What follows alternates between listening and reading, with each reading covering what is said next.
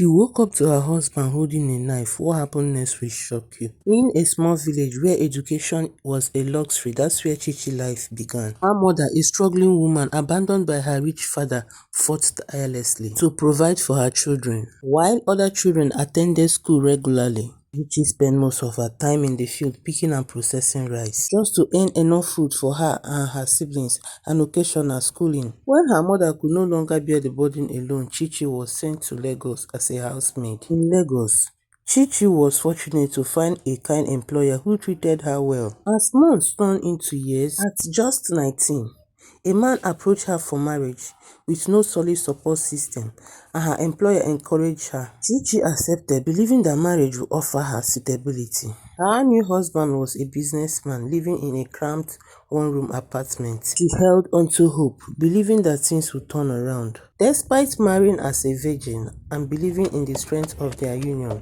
her husband, true nature, slowly surfaced. He was temperamental and controlling.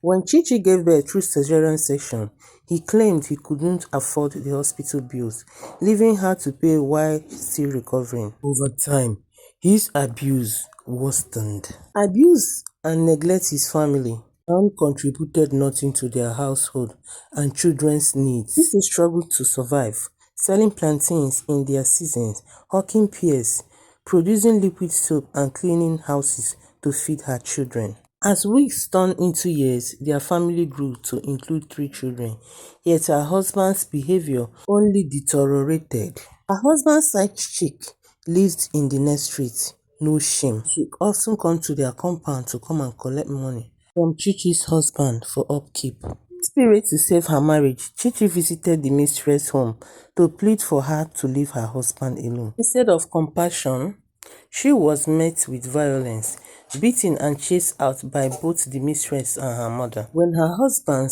learned of this, he returned home, not with remorse but with rage. The abuse escalated. One fateful night, Chichi woke up to find her husband standing over her with a knife. His chilling words still echoes in her mind. If not for one thing, I would have killed you, and no one would ask about you. That night, he ordered her to live with her children, even though they were already facing eviction after failing to pay house rent for 3 years. Determined to protect her children, Chichi found a small apartment and quietly moved out with the help of her kind neighbors. Few weeks, she slept outside the compound whenever her husband visited, fearing for her safety. 6 years have passed since that painful chapter. Her husband has never asked about his children.